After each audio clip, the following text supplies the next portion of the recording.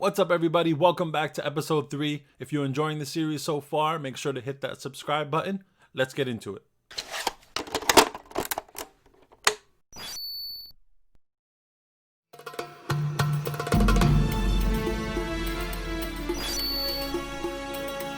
So, do you like Assassin's Creed?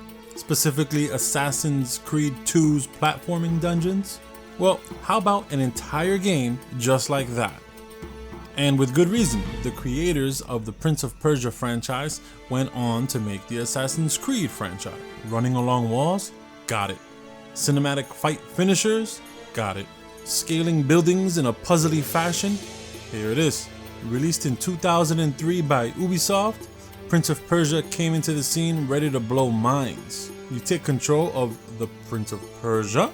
During an invasion of India, the prince goes in to loot the Dagger of Time. And that's when it all goes to hell.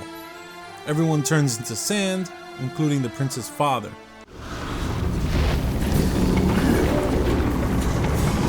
Is it meant to do this?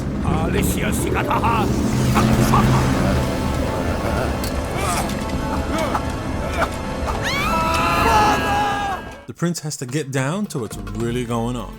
The game is one big 3D puzzle where room after room is navigated by wall climbing, swinging, and ledging. Booby traps everywhere, but if you're comfortable with 3D games, you won't have problems here. There's combat to spice things up as well. As expected, also done with smooth moves by the prince himself. Leaping over enemies, which I'm not gonna lie, brought a smile to my face when I saw it again. Stab them with your dagger and absorb their sand.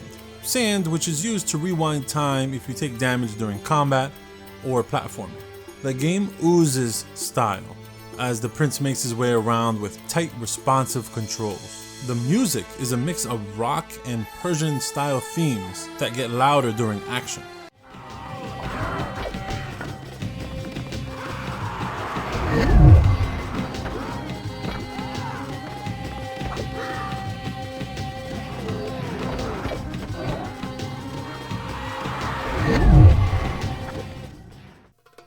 Cinematic camera angles are almost overdone. At fountains to regain health, jumping, entering rooms, and flash forwards.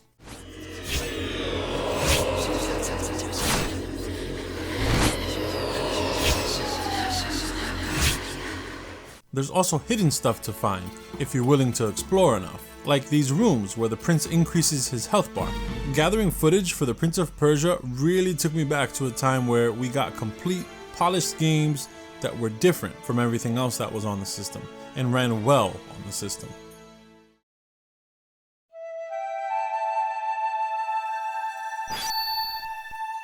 Next up we have Shadow of the Colossus, actually recommended by viewer Matthew Holtz. Thanks so much for the recommendation. It was actually a good reminder to play and review this masterpiece on the PS2. And if anybody else has anything they want me to check out, let me know in the comments. Now, I do also own the remaster on the PS4, which is a total from the ground up remake of this game, which addresses funky controls and enhances graphics. Released in 2005, it's yet another late release for the PS2. And there were fans who wished the game had been released for the PS3 instead. And it did, in the form of an HD remaster. Either way, the PS2 is absolutely working its little heart out on this one. The game goes for a cinematic look with the horse riding and cutscenes. There's also no HUD display the majority of the time, which games are still trying to perfect today. The main character, Wander, travels to this altar in hopes of resurrecting his friend. The spirits who dwell here tell him that it is possible, but he's gonna need to defeat the 16 colossi around the land first. So point that shiny sword to the sky and follow it to defeat the colossi. Wander runs like he has problems, stick to the horse. You can ride your horse to get to the general area of the colossi, but sometimes you'll have to finish the rest of the journey on foot, platforming and whatnot. Defeating colossi involves finding unique ways to initially climb them. You can either straight jump on them, weaken them first, or wait for your chance to leap on their weapon.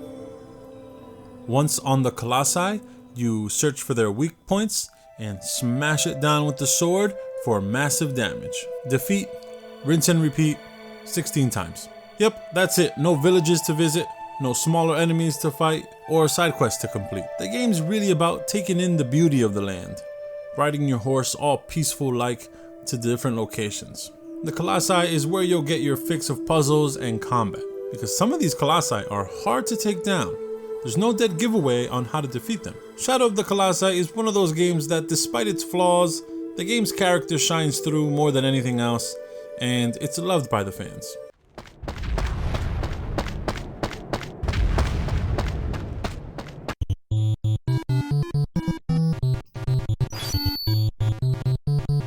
The Mark of Kri, released in 2005, for me was one of those surprise games that came out of nowhere. The game has a cartoonish art style, almost Disney inspired, but it's also ultra violent during combat, keeping it mature even with that art style. You play as Rao with his trusty raven Kuzo. Mark of Kri has an assortment of genres all rolled into one, but I would say that the game's mostly a stealth game, because you can't just run around the levels. You'll have to plan attacks, and your bird will have a lot to do with that. Send your bird out to specific perches and switch views to see what kind of enemies are around. Then engage them with stealth when available, as to not alert more enemies to come in. There's sections where you can't be stealthy and attacking groups is required. In combat, you mark and assign your enemies a button. Press the button over their head to wail at them. There's nothing much to the combat. Movement is slow and receiving damage is inevitable. I wish they would have elaborated a little more with the combat. You'll need to use your inventory of weapons, such as arrows, as well to take out enemies from a distance. Within levels, there's challenges you complete for rewards. The save system is also done through save scrolls found within levels.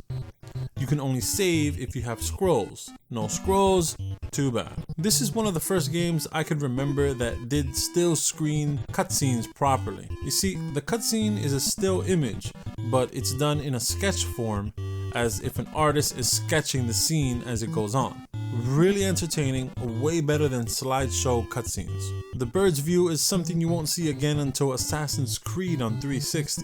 Oh, and during combat, your weapons could get stuck in wood or bounce off walls. Basically, the game tries new and different game mechanics that no other games have done. Some people might find the bird stuff tedious and the weapon stuff unnecessary, but again, the game tried. There was a sequel to Mark of Kri on PS2. Let me know if you want me to check that one out.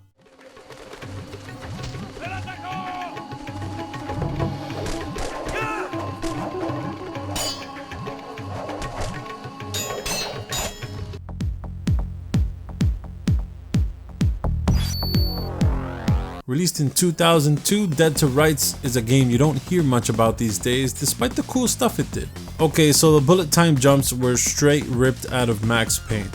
Hell, he even looks like Max Payne a little. Still, Dead to Rights is a fast action third-person shooter which tried to be super mature for that post-GTA audience, with segments ripped straight out of GTA. It's not open world though. What we get is a level-to-level linear experience, with focus leaning towards stylish gunplay and the use of your dog to attack enemies. You don't even have to really aim, just point your crosshair in the enemy's general direction and fire away. You play as a detective Slate, who witnesses the murder of his father, who may or may not be a corrupt crime boss. Slate sets out to get down to what's really going on. Not before being framed for murder himself though, and he's thrown in jail. Okay, escape jail, and now you get down to business. Controls are tight, making the running and gunning enjoyable. Also, cinematics are big budget and genuinely enjoyable to watch. There was definitely lots of love put into Dead to Rights. It's just a shame it got overshadowed by its older brother Max Payne.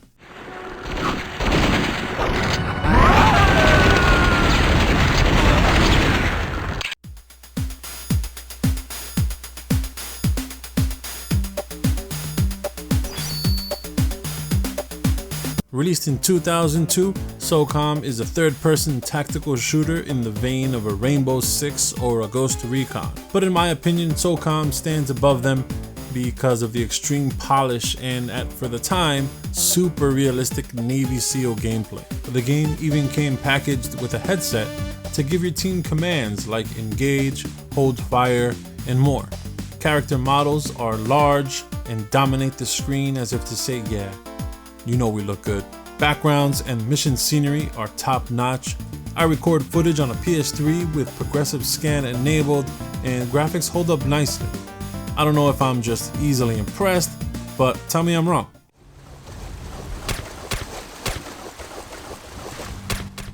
Approach an unaware terrorist from behind and neutralize him with a silent knife attack. Pick up his body and hide it. Tango spotted, 12 o'clock. We've been sighted, sir. Gunfire is snappy, adding to that tactical feel of the game, and enemies go down quick.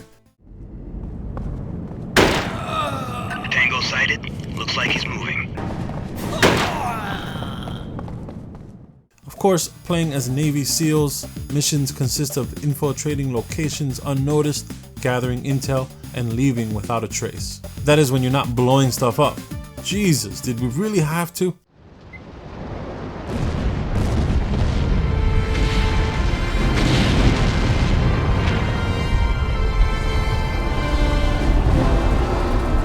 There's a strictly business, no frills feel to SOCOM, and I think that's what fans enjoyed the most. From what I understand, there's a heavy online scene with the franchise, consisting of 3 modes. Suppression, where you eliminate all the other members of the opposing team. Extraction, where you rescue hostages. And Demolition, a capture the flag type of game mode where you destroy the enemy base as well. That's insane. Online modes like this were only really found on PC games at the time. Man, the PS2 really did it all. SOCOM definitely helped to bring tactical shooters to the forefront, along with Rainbow Six and Ghost Recon. Great pickup for anyone looking for a Navy SEAL simulator where strategizing objectives in a military fashion are rewarded. Good work, team. The bird's on the way to bring you all home. Have a good flight, team. We'll talk about your next mission when you get back. So there you have it. Those are my picks for episode 3 of the PlayStation 2 series. If you want more, check out my other reviews on the channel, and I'll see you on the next one.